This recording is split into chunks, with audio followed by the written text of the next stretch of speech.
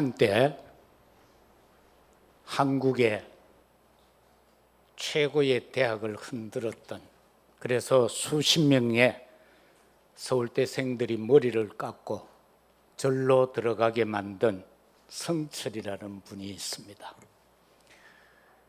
그는 40년 동안 적삼 하나를 꿰어매 입고 살았고, 그런데 그가 승려가 된 원인은 어릴 때에 마을에서 목욕을 하다가 친구가 물에 빠져 죽었어요.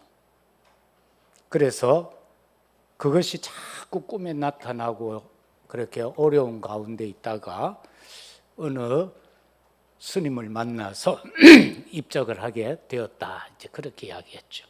그런데 그가 큰 센세이션을 일으켰던 것은 이렇게 말했어요. 내가 불교에서 진리를 찾지 못했다. 그래서 나는 아직 불교를 떠나지 못하고 있다. 그러니까 어떤 기독교인들은 아전인수격으로 그래, 불교에는 진리가 없어. 그게 아니에요. 그 사람이 말하는 거는 불교가 진리라는 거예요. 진리를 아직 못 찾아서 여기 있다고 그러니까 불교가 진리라는 거예요. 그런데 영적으로는 좀 깊은 걸 뭘 본 것 같아요. 부처는 본디 사단이었다. 그의 책에 그렇게 나와 있습니다. 그리고 나는 아비규환의 지옥으로 간다.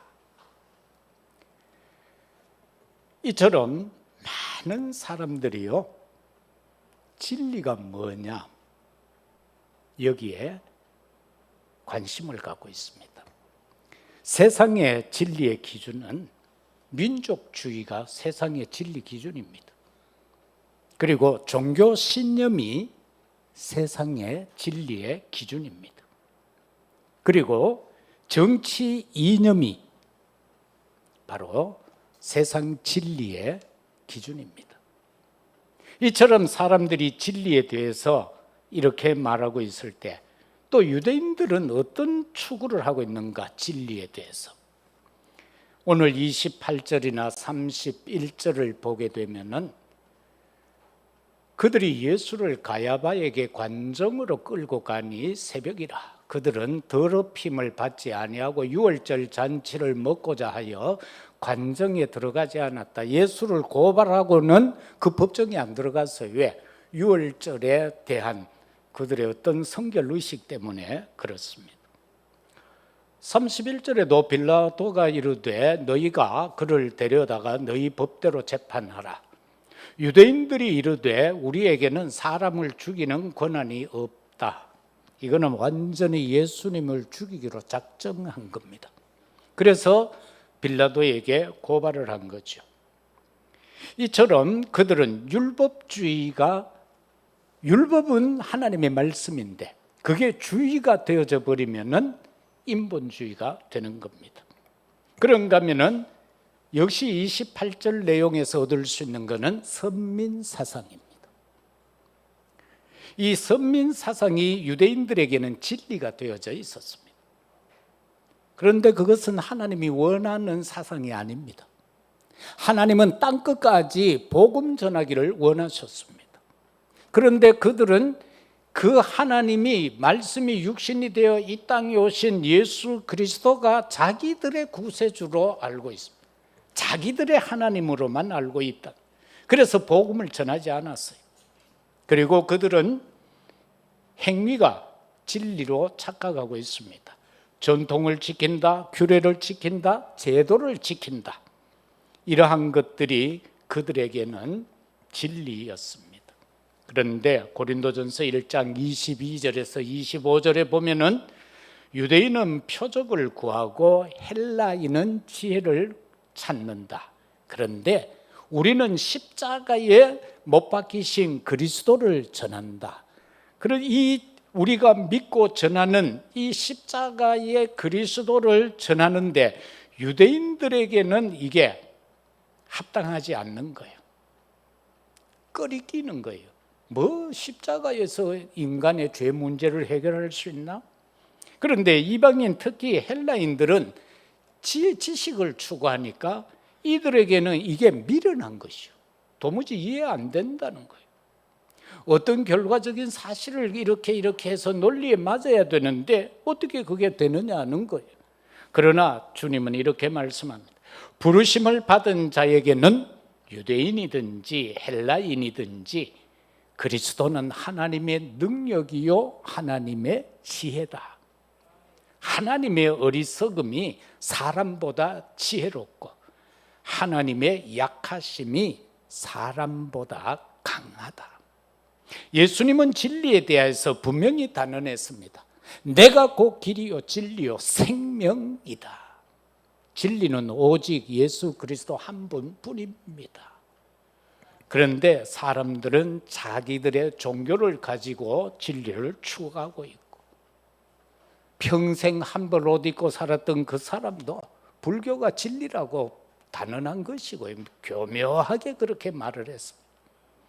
본래 사단은 거짓말하고 속이고 그렇게 하잖아요. 그래서 속이는 거예요. 그 말을 잘못 들어가면 큰일 나는 거예요. 그래서 저와 여러분은 이러한 사실 앞에서 오늘 빌라도가 예수님께 질문한 내용입니다. 그러면은 진리가 뭐냐? 진리가 뭐냐? 저와 여러분들은 무엇을 진리라고 생각합니까? 진리는요, 영원한 것이 되어야 합니다. 그리고 진리는 변함없는 것이 되어야 합니다. 그렇기 때문에 정말 이 복음의 진리 속에 있는 저와 여러분은 실수하면은 하나님 앞에 죄송합니다 하고 회개해야 됩니다. 그리고 사단에게 속지 말아야 됩니다. 더 나아가서 자신에게 속지 말아야 됩니다. 우리는 내가 나에게 속아놓고는 자꾸 다른 핑계를 대죠. 아담 하와가 사단에게 속았습니까? 물론 속았습니다. 그런데 자신에게 속은 겁니다.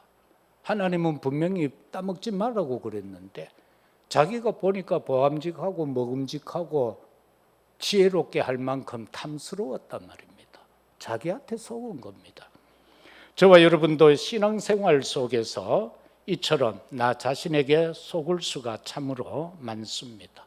그런데 하나님은 질그릇 같은 나에게 보화를 담아 주셨다. 그래서 그릇이 중요한 것이 아니고 그 속에 뭐가 들었느냐, 그게 중요합니다. 내 속에 무엇이 들어있느냐에 따라서 주님 앞에 합당한 그릇이 될 수도 있고, 아무리 내가 엘리트고 화려하고 성공한 존재라 할지라도 내 속에 그리스도가 담겨 있지 않으면은 그 그릇은 하나님이 원하지 않는 그릇이다.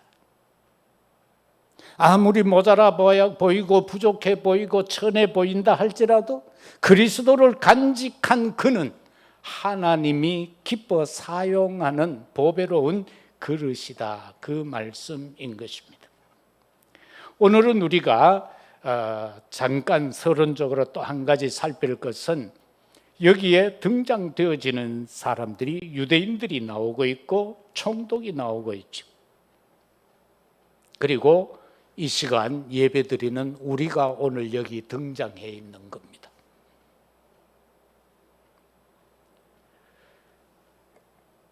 저와 여러분은 우리의 삶 속에서 한 4가지 단어를 한번 오늘 생각해 보겠습니다. 온유, 겸손, 교만, 오만. 왜냐하면 이것이 오늘 우리가 읽은 본문 안에 내용으로 있기 때문에 그렇습니다. 온유라는 건 뭡니까? 온유라는 것은 태도가 온화하고 부드럽다. 그게 온유입니다. 그래서 성경에서는 하나님은 모세를 가르쳐서 지상에서 최고 온유한 자다고 했습니다. 그리고 예수님은 온유한 자가 천국을 땅을 기업을 얻는다. 팔복에서 그렇게 말씀했습니다. 온유하다는 것은 상태적으로 보면 어떤 건가 하면은 스폰지가 있죠. 꾹 눌리면 쑥 들어갔다가 손을 놓으면은 원상 회복되는 스펀지 같은 겁니다. 그 누가 뭐라고 해도요 다 받아들일 수 있는 사람. 그래서 이 온유한 사람은 상처를 입지 않습니다. 그리스도의 말씀으로 인해서 온유한 사람은 상처를 안 입습니다. 그렇지 않으면 사람들은 전부 상처 속에 매입니다. 뭐 말만 한마디 잘못 들어도 상처가 되고요. 눈길만 한 번 안 줘도 상처 입어요. 옛날에 그런 분들이 계셨어요. 내가 설교 마치면 목사님 오늘요 목사님 오른쪽으로 몇 번 받고 우리 쪽으로 몇 번 받다. 왜 그랬어요? 그 결국 떠났어요. 그 이제는 한 번도 못 봐요. 그게 뭐가 그리 중요합니까? 메시지 말씀을 들어야지 목사님이 얼굴을 어느 쪽으로 몇 번 봤나 그거 쎄알리는데 말씀이 귀에 들어오겠어요? 말씀이 각인 뿌리 체질이 되겠어요? 그 온유하지 못한 심령인 거예요. 그러면 겸손은 뭐냐라고 할 때에 남을 존중하고 자기를 내세우지 아니하는 태도다. 그래서 겸손한 자는 모든 것을 초월할 수가 있습니다. 이게 복음 안에서 저와 여러분은 겸손함으로써 모든 것 초월해야 합니다. 그 다음에는 교만은 뭔가? 뭐 여러분 잘 알죠? 교만은 잘난 체하고 뽐내는 건방진 상태다. 이게 사전적 용어입니다. 잘난 체하고 뽐내고 건방진 거. 그런데 이게 우리가 상징적으로 보면은 이 교만을 어떻게 표현하고 있는가 하면은 키가 큰 말이 높은 교각 위에 서 있는 거다. 그렇게 말하고 있어요. 그죠? 그래서 정말 저와 여러분들이 이러한 상태가 되면 안 된다라는 것입니다. 교만은 가지고 있는 것을 가지고 자랑하는 겁니다. 내가 가지고 나 서울대 나왔어. 나 국회의원이야. 어저께 우리 집 앞에 하천 부지에서 왕건 축제가 이루어졌어요. 그 내가 이제 체육복을 입고 모자를 쓰고 이제 걸어야 되니까 그 이제 걷고 와서 뭐 행사를 하길래 이래 서가 있었는데 선거 때 되면 내보면 목사님 하면서 90도로 꺾이도록 인사하던 구의원이 양복을 턱 입고 넥타이를 잡수시고는 내가 물론 모자 쓰고 체육복 입고 있었으니까 잘 몰랐겠죠. 뒷짐을 탁 이렇게 쥐고는요 고개를 딱 쳐들고 이래가 있더라고. 구의원이 그런 걸 가지고 교만이라고 하는 겁니다. 그 작은 것을 가지고 자랑하는 것. 그런데 참으로 이 교만은 또 한 가지는 뭔가 하면 남의 말을 안 듣습니다. 교만한 심령은 남의 말을 듣지 않습니다. 자기 고집대로 합니다. 자기 생각대로, 자기 주장대로 합니다. 그래서 듣는 척 하지만 절대로 남의 말을 안 듣습니다. 그게 교만한 사람입니다. 오만한 사람이 있습니다. 시편 1편에도 나오죠. 복 있는 사람은 죄인의 길에 서지 아니하고 악인의 길에, 그리고 오만한 자의 자리에 앉지 않는다. 이 오만이라는 건 뭔고 하면은 아무것도 가진 것도 없는 게 뽐내는 거, 그걸 가르쳐서 오만이라고 합니다. 그래서 이 지금 유대인과 이 총독 빌라도가 이런 형태 속에 빠져 있다. 그러면 저와 여러분은 영적으로 온유하고 겸손한 상태로 삶을 살아야 합니다. 우리가 총독 빌라도가 생각하는 진리는 38절에서 40절의 내용의 말씀인데 거기에서 보면은 그는 자기 권위를 나타내고 있습니다. 그 권위라고 할 때는 권세와 권한을 포함하고 있는 말이죠. 이거를 잘못 사용했다는 겁니다. 그래서 19장에 들어가서 10절에서 16절까지에서도 보면은 그가 이거 잘못 사용하는 경우가 나옵니다. 아주 이렇게 말합니다. 내가 너를 놓아줄 수도 있고 가둘 수도 있어, 이렇게 말합니다. 예수님 보고. 이 권한을 잘못 썼어요. 그 권한이 있으면 예수를 풀어줘야 될 거 아니에요. 지식적으로는 예수님을 고백했어요. 왜? 예수님을 십자가에 못 박을 때에 그 죄패를 나사렛 예수 유대인의 왕 이렇게 써붙였거든요. 그렇게 명을 했단 말입니다.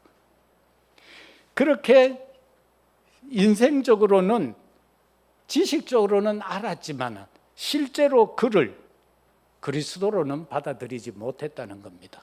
단지 예수가 그리스도가 되기 위하여 십자가를 지셔야 되는 일에 가장 악하게 쓰임받은 자입니다. 나중에는 보면은 재판하면서 나 여기에 관여하지 않아서 나는 죄가 없어라고 하면서 대야에 물을 떠오라 그러고는 자기 손을 씻고는 사라지잖아요. 그런데 오늘날 우리 신앙 고백 속에는 오늘 또 우리는 고백했어요. 본디오 빌라도에게 고난을 받으사 예수 그리스도는 본디오에게 고난받고 죽으셨다. 그 이름은 주님 오시는 그날까지, 재림하시는 그날까지 세상 말로 하면 역적으로 지금 반역자로 불리어지는 이름이 되고 만 것입니다. 그리고 그는 13절에 보면은 재판석에 앉습니다. 거기에 보면은 이 재판석 바위를 가리켜서 가바다, 히브리어로 재판석이라는 말인데요. 거기에 턱 앉아서 이제 폼을 잡고 있다는 겁니다. 정치인들은 자기의 위세 이런 걸 진리로 알고 있습니다. 그 다음에 18장 33절에서 34절에 보면은 여론에 이끌립니다. 유대인들이 막 떠드는 그 소리에 자기의 주장을 말하지 못해요. 나중에는 어떻게 합니까? 유대인들이요, 정치적 논리 속에 들어가서는 이렇게 말합니다. 이 사람이 자기를 왕이라고 한다. 그런데 우리에게는 왕은 가이사 한 분밖에 없다. 이 자기가 왕이라고 하는 이 사람을 풀어준다면 당신도 반역자다. 총독이 그 한마디에 넘어질 수밖에 없습니다. 자기 주장을 할 수 없었어요. 예수가 죄가 없다는 걸 알아요. 아는데도 자기가 지금 반역자가 될 수밖에 없는 상황에 있으니 그는 그 정치적 논리 속에서 여론을 따를 수밖에 없었다. 그게 진리입니다. 오늘날도 대통령부터 시작해서 많은 정치인들 전부 이 논리로 살아갑니다. 이 논리로 살아갑니다. 복음이 없습니다. 진짜 한 사람이라도 요셉 같은 총리가 나온다거나 다윗과 같은 그러한 훌륭한 복음 가진 언약 가진 정말 여호와 하나님을 두려워하고 섬기는 자가 지도자가 되면 좋겠는데 그런 자가 안 나오고 있다라는 겁니다. 두 번째는 예수 그리스도가 말씀하시는 진리가 뭐냐? 33절에서 37절의 내용인데 우리는 그 속에서 첫 번째 붙잡을 수 있는 것이 그리스도의 삼중직입니다. 우리에게 있어서 진리는 뭡니까? 예수 그리스도가 참 선지자요 제사장이요 왕이라는 사실입니다. 이 세상에 있는 그 어떤 종교를 창설한 사람도 선지자 제사장 왕의 사명을 감당하지 못했습니다. 그러나 예수님은 본인이 분명하게 말했습니다. 내가 참 선지자 제사장 왕이다. 내가 그 길이요 진리요 생명이다. 그리고 마가복음 10장 45절에서는 나는 섬김을 받으러 온 것이 아니다. 나는 너희를 위하여 죽기 위해 왔다. 왜? 대속물이 되기 위해서. 아버지와 너희 사이에서 화목이 되기 위해서 나는 대속의 제물로 왔다라는 겁니다. 그런가 하면 요한일서 3장 8절에서는 하나님의 아들이 이 땅에 오신 목적은 사단의 일을 멸하러 왔다. 세상의 왕을 멸하러 오신 참 왕이다. 그 말씀입니다. 그래서 예수님은 빌라도 앞에서 내가 왕이다 그렇게 선언하셨던 사실입니다. 그렇기 때문에 지금도 하나님의 말씀은 성취되고 있습니다. 오늘 이 시간 우리가 예배 드릴 때에 우리의 문제를 가지고 언약의 말씀을 붙잡고 기도할 때에 하나님의 말씀은 오늘도 성취가 되고, 오늘 이 시간도 예수 그리스도 그 이름으로 인하여 구원의 역사는 이루어지고 있을 뿐만 아니라 이 시간 전 세계에서 예배드리는 곳곳에 성령의 역사는 이루어지고 있다는 사실인 것입니다. 그런가 하면은 예수 그리스도가 말씀하시는 진리는 영적 자유를 말하는 것입니다. 요한복음 8장 32절에서 진리를 알지니 진리가 너희를 자유케 하리라. 그 진리는 바로 예수 그리스도인 겁니다. 그 그리스도를 알지니 그리스도가 우리에게 자유가 된다는 것입니다. 예수님은 평안을 말할 때 이렇게 말합니다. 내가 너희에게 평안을 끼치노니 내가 주는 평안은 세상에 속한 세상이 주는 평안과 다르다라고 했습니다. 세상 것은 잠시 잠깐입니다. 그러나 그리스도로 인하여 영적으로 누리는 자유는 영원한 것입니다. 그것은 우리의 심령 속에서 샘 솟듯이 지속적으로 솟아나는 평안이 되어지는 것입니다. 그리고 유대인들은 이렇게 말합니다. 예수님이 내가 진리다라고 할 때에 그들은 말합니다. 우리는 종된 적이 없다라고 말합니다. 아브라함을 우리는 조상으로 삼는데 아브라함의 자녀인 우리는 다른 어떤 것에 종된 적이 없다고 합니다. 그러나 역사적으로 보세요. 실상은 애굽과 아수르의 노예가 되어졌습니다. 430년 동안. 그런가 하면은 바벨론에 70년 동안 포로가 되어졌습니다. 로마에 250년 동안 속국의 삶을 살아왔습니다. 그런데도 그들은 이것을 영적으로 받아들이지를 못했습니다. 왜 이들은 노예의 포로의 속국의 삶을 살았습니까? 영원한 언약 복음을 깨닫지 못하고 그 복음을 땅끝까지 전하지 못했기 때문에 그러합니다.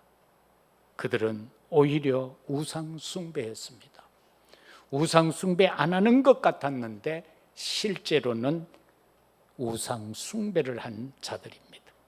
그리고 예수 그리스도가 말씀하시는 진리는 영원한 언약입니다.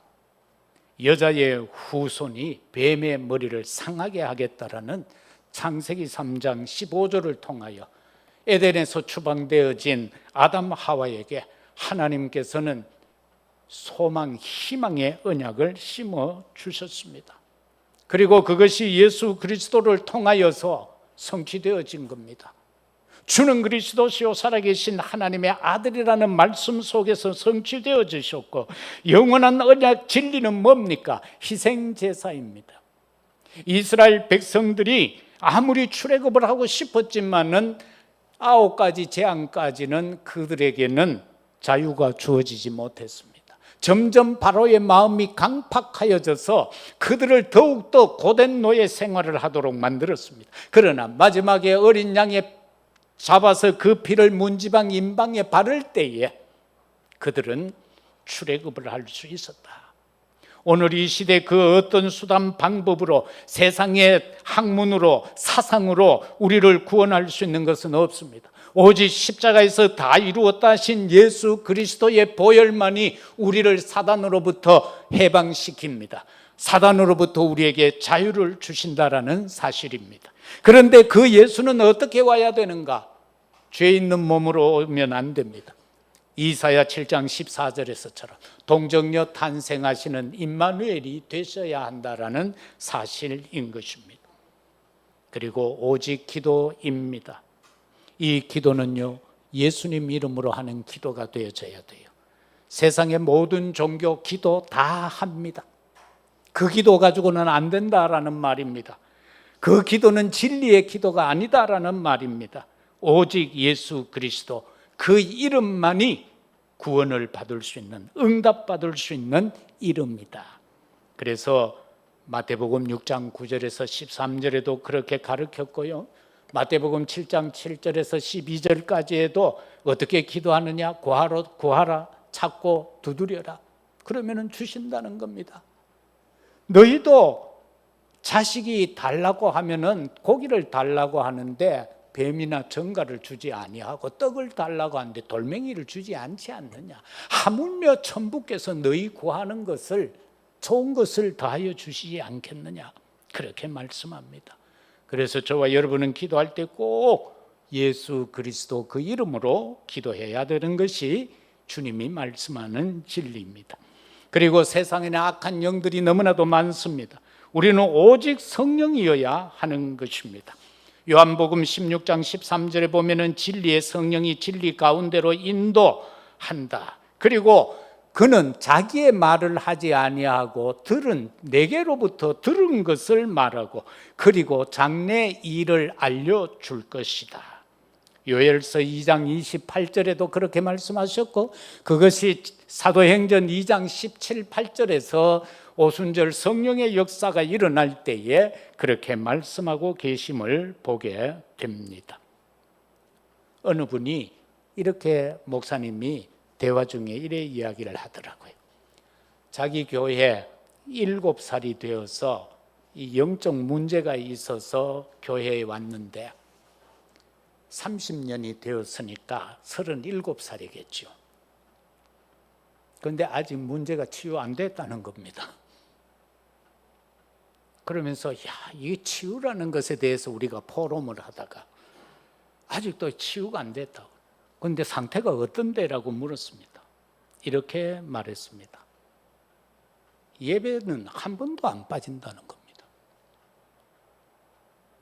그리고는 아멘 소리가 가장 크다는 겁니다. 목사님이 설교하면 아멘 아멘 간대요. 그리고 예배는 한 번도 안 빠진대요. 제가 그랬습니다. 치유됐다. 우리가 현상적으로 나타나는 것을 가지고 우리는 치유다 아니다 말하잖아요.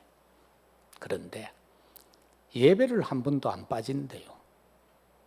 그리고는 말씀 들을 때 찬송도 가장 크게 하고, 말씀이 떨어지면 아멘 아멘 한대요. 그럼 되죠. 그거 이상 더 뭐가 있습니까? 정신 좀 약간 이래 돼가지고 조금 뭐 남보다 한두 번 더 희죽희죽 웃고 하는 거, 그거 좋지요. 잘 웃는데 그거 걱정할 거 없잖아요. 예배 성공하고 있는데, 아멘 잘하는데, 찬송 힘차게 잘 부르는데, 그거 걱정하지 마시라고. 그거 치유됐다고. 여러분, 치유가 뭐가 치유입니까? 우리의 심령 속에 나의 질병으로 인하여, 나의 문제로 인하여 복음을 받고 감사와 기쁨이 되고 거기에 화답하여 할렐루야 할 수 있는, 아멘 할 수 있는 그 상태가 되면 된 것 아니겠습니까?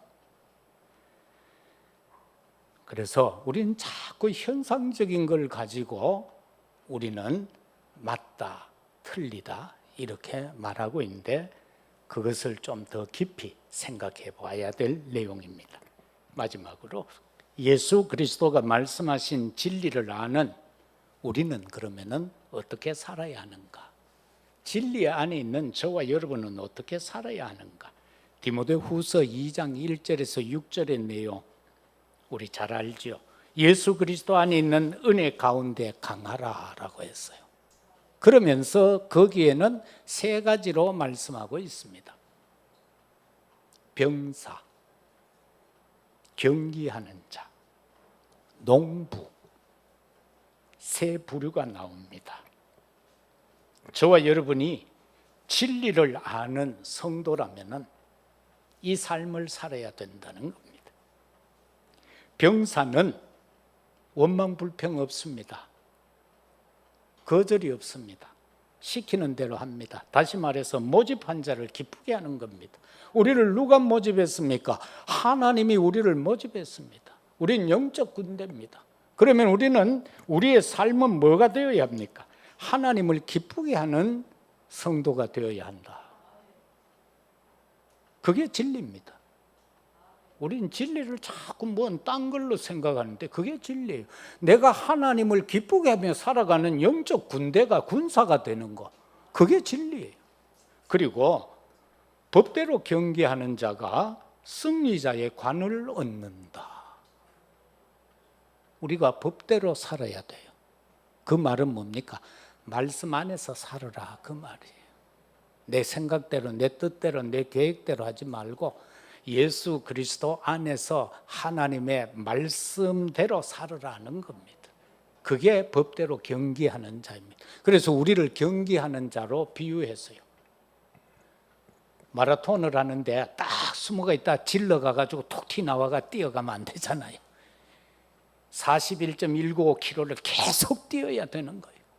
법대로 하는 거예요. 그것도 코스가 또 벗어나면 안 돼요. 그 법대로 하는 거예요. 우리는 말씀대로 살아야 하는 거예요.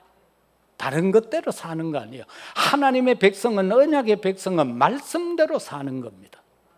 말씀대로. 우리가 왜 전도합니까? 주님이 때를 얻든지 못 얻든지 복음 전하러 왔고 했으니까. 오직 성령이 너희에게 임하면 너희가 권능받고 예루살렘, 유대, 사마리아 땅끝까지 이르러 내 증인이 되리라고 했으니까.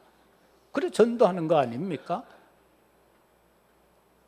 그 전도는 뭐 상급을 바라보고 하는 거 아닙니다. 내가 해야 할 사명이기 때문에, 내게 주어진 임무이기 때문에. 그리고 수고는 농부입니다. 농부가 비가 오는데도 들판에 안 나가고 가뭄이 들었는데도 들판에 안 나가보고 집에 그냥 가만히 앉아가 텔레비만 보고 있으면 그 농부가 되겠습니까? 농부는 수고해야 되는 겁니다.